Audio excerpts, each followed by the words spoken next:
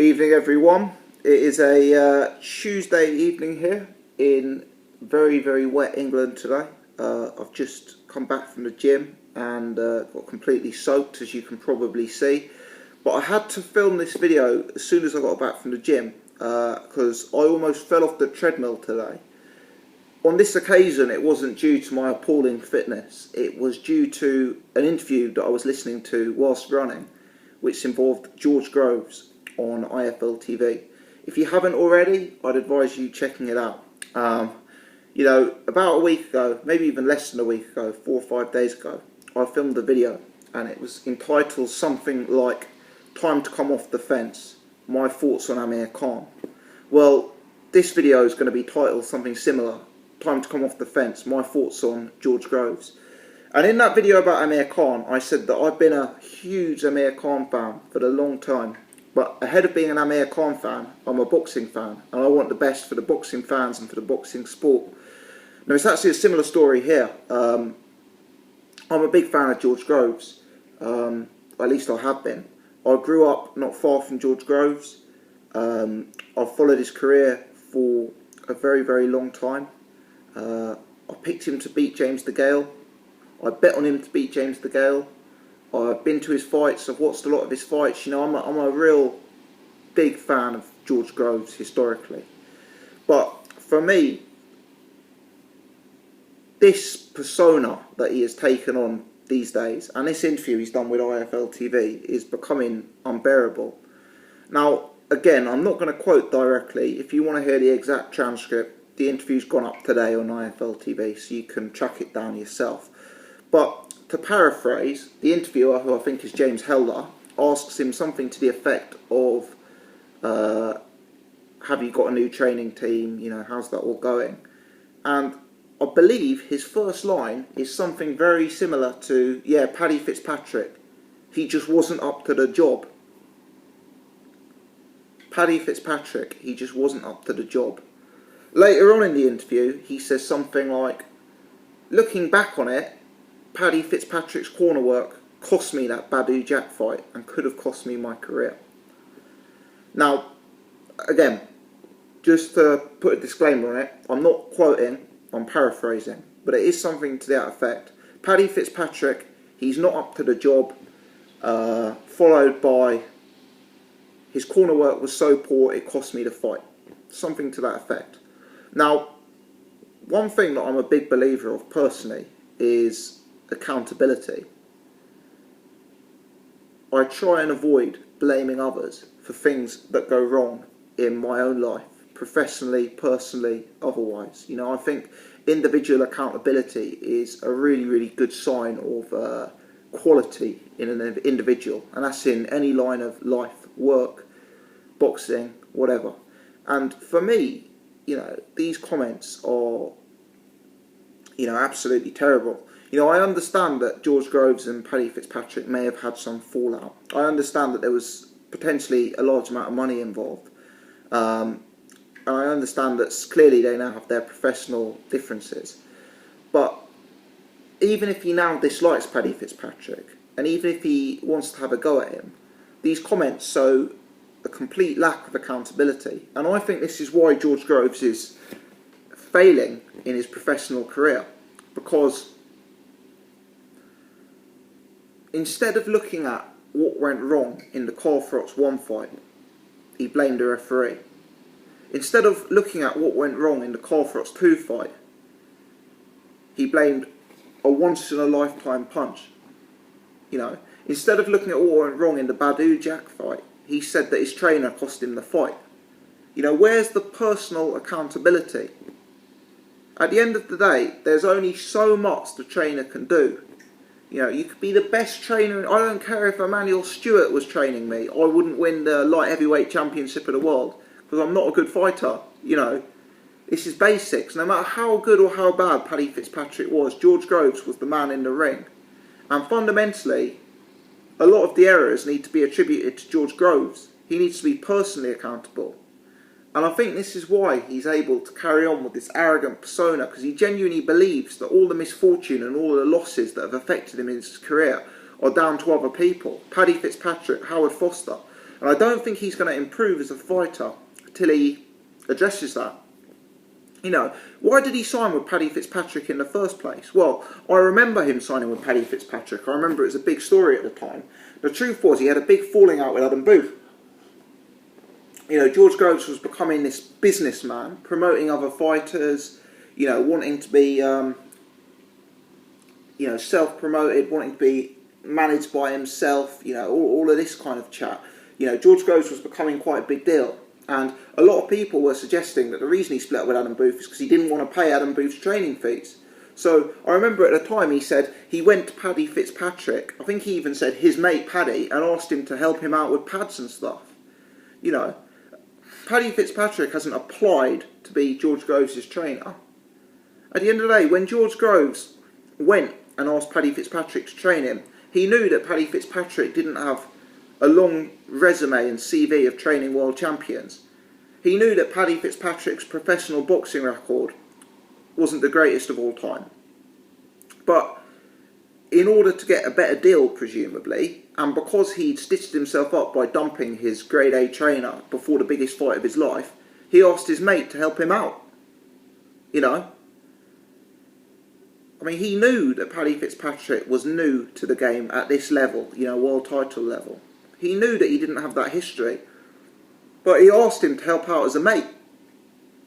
You know, this is why I think it's a bit unfair that he's now coming out and blaming it as Paddy Fitzpatrick, you know. It suggests a real lack of personal accountability, which I think's poor. You know, George Groves, he seems to have this knack of blaming other circumstances or other people. You know, I've always been a big George Groves fan, but let's look at the facts here. George Groves could potentially be one of the most overhyped and overrated fighters we've had in British boxing for a long time. You know, he's known as this world-class operator. He's known as this elite top-level fighter. He's a big draw. He was involved in one of the biggest fights in British boxing history ever. But let's actually look back at George Groves for a second, and let's kind of analyse whether his record deserves that respect. You know, when I was watching George Groves coming up, one of the big fights that gave me cause for concern was Kenny Anderson. You know, Kenny Anderson was a solid enough fighter. I think he was unbeaten at the time, to be fair.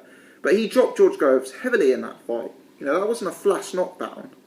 You know, George Groves shows vulnerability at the Kenny Anderson level.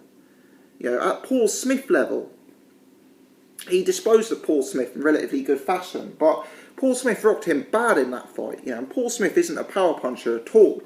You know, he's not a power puncher at all. He rocked George Groves badly. See what I'm getting at? He was rocked badly by Paul Smith. He was dropped by Kenny Anderson. Then we've got the James DeGale fight, which is George Groves' biggest win. Now, at the time, I really rated George Groves, and I hated James DeGale. Funnily enough, my opinion's actually switched on the two now. But, you know, I was really anti-DeGale. I picked George Groves to win that fight, and I bet on George Groves. You know, I remember that fight. I think I had £22 in my student bank account till the end of the month, and I remember putting 15 of the £22 to my flatmate who was paying for the Sky bill to buy the pay-per-view, and I bet the remaining 7 on George Groves, and he came through for me. You know, I was a huge fan of him at the time, but I must admit, watching that fight live, I scored it to James DeGale, and you know, having watched it back since, I still score it to James DeGale. Then we've got the Carl Frost fights. You know, the first fight is known as his greatest moment. But if I'm honest, people say Groves was robbed in that fight. I'm actually not so sure. I think there's just a stronger argument that Carl Frost was robbed in that fight.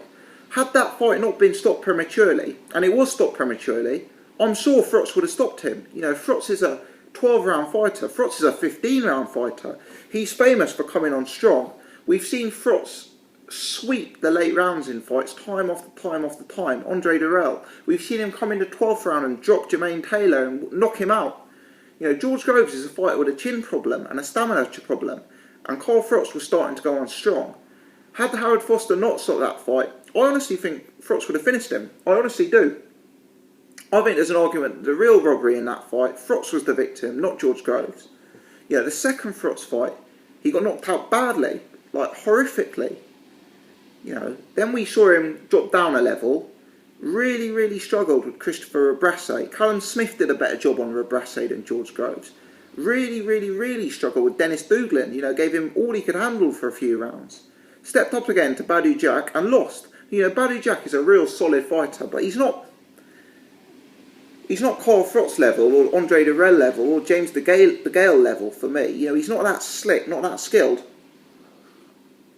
What I'm getting at is, for all this hype and all this talk, is George Groves actually that great a deal? You know, he struggled with Paul Smith and Kenny Anderson and Christopher Brasset and Dennis Douglin. Those guys gave him trouble. You know, and he stepped up in class. Carl Frost, he's been knocked out twice. He's lost to Badou Jack, admittedly in a close fight. You know, is he all that? You know, I look at George Groves and he's undeniably a talented fighter. He moves well, he's got a jab, he carries a lot of natural power, he's very big at the weight, he's agile, explosive, you know, there's a lot to like about him. But I also see big deficiencies in his game. I don't see him as the most tactically astute fighter. You know, in that Carl Frost 1 fight, he must have been 3-4 rounds up at one point. Where was the Groves movement we saw in the Gale fight? You know, he lost his movement, he planted roots a bit. He stood in front of a guy like Carl Frost. You know, I don't see him as the most tactically astute sometimes. I see him as a low stamina fighter, and I see him having limited punch resistance, you know, getting dropped by Kenny Anderson. You know, no surprise he's getting knocked out at the elite level.